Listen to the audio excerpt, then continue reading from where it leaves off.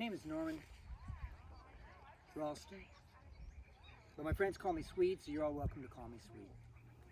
And unlike everybody else you've been dealing with here today, I was born here. Not only that, but this is the graves of my mother and my father. Okay, we lived here, the family was here. I grew up here. When I was 3 years old, we lived on a farm over here. When I was 3 years old, my sister and I were out playing in the field and an airplane flew over. Now this was just after World War I, so airplanes were really pretty rare. They were home built or they were ex-military or what have you.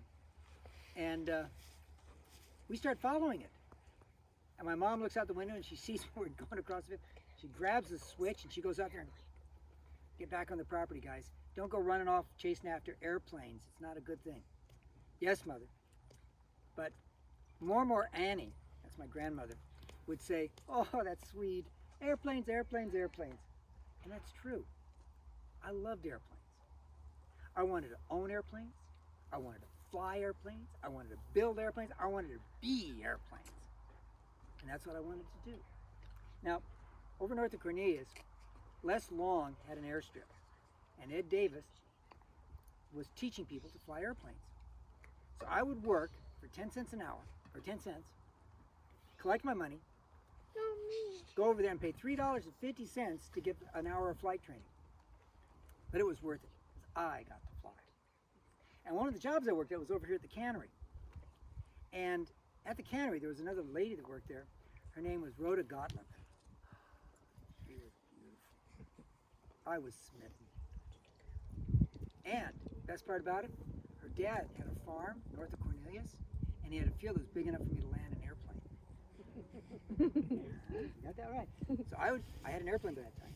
So I'd take my airplane, I'd fly from my parents' property over to their property, I'd land, we'd have time together, we'd visit and all that stuff, and then I would fly back. Best of all worlds. I could visit with my girlfriend and get hours of flying time in towards my pilot's license. It was great.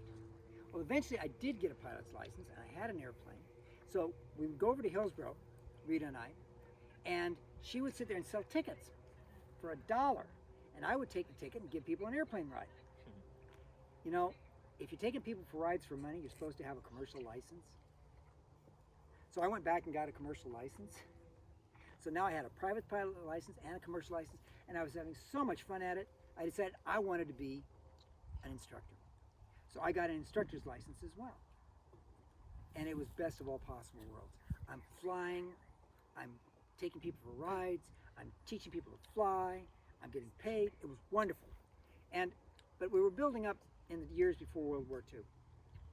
And there was a lot of interest in aviation. So Ed Davis and I, my instructor, started a club, a flying club at Pacific University. And we were teaching people how to fly. And they were working towards their license to either private, commercial, or military. Okay? Well, when World War II did start, the government shut down all private aviation, which meant I didn't have a job. I couldn't earn a living. I couldn't fly.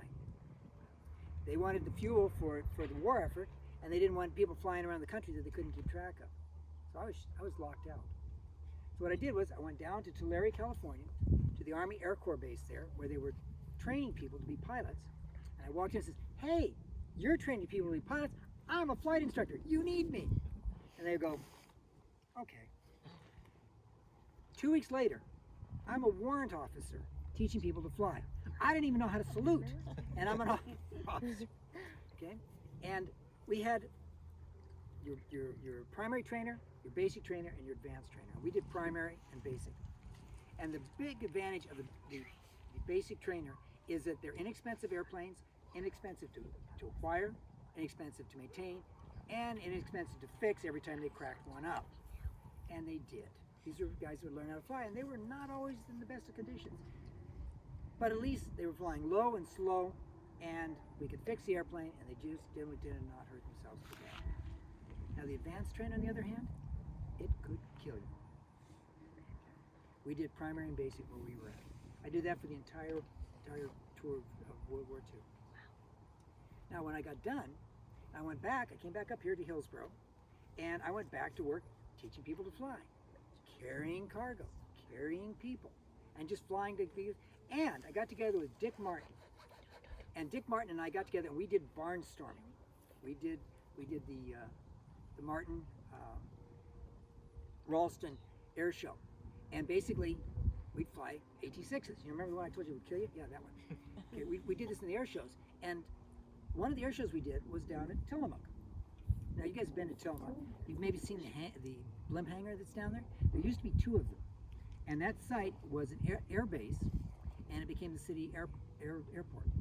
Well, we were down there for an air show in 1949. And while we were there, the people that were running the air show said, "Think you could fly through the hangar?" Yeah, sure, why not?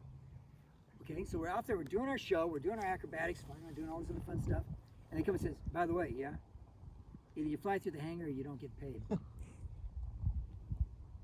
Oh, okay.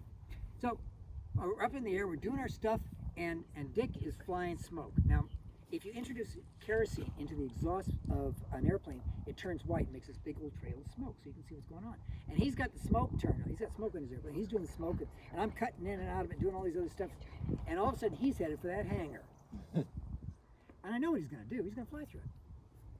And so I'm following him down, thinking, as I'm getting closer, I'm going like, if he's in there with that smoke, I can't see anything. I don't want to be in there with that smoke. So he goes into the hangar, and I go beside it. I do this great big old loop. I'm flying up at the top, and as he's coming out the far side, I'm lined up on the hangar, and I go barreling into the hangar in a nice straight shot. Come out the far side, pull up, do a barrel roll, and then the audience loved it. We got paid. And everybody thinks that was special stuff. Well, that's what barnstormers did. That was our story. That was what we did. It was great fun. And I've got lots of other stories I can tell you, but you don't have the time to tell. Now, in 2007, I died. When I died, I had not actually planned for my burial.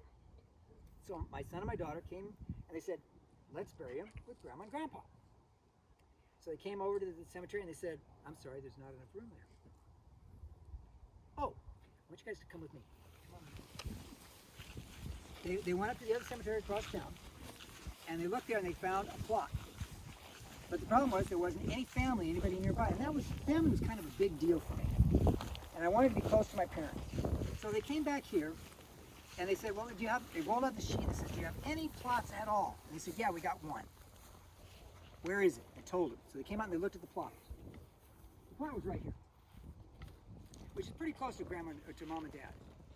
But right here is Mama Annie, my grandmother, welcoming me to the cemetery.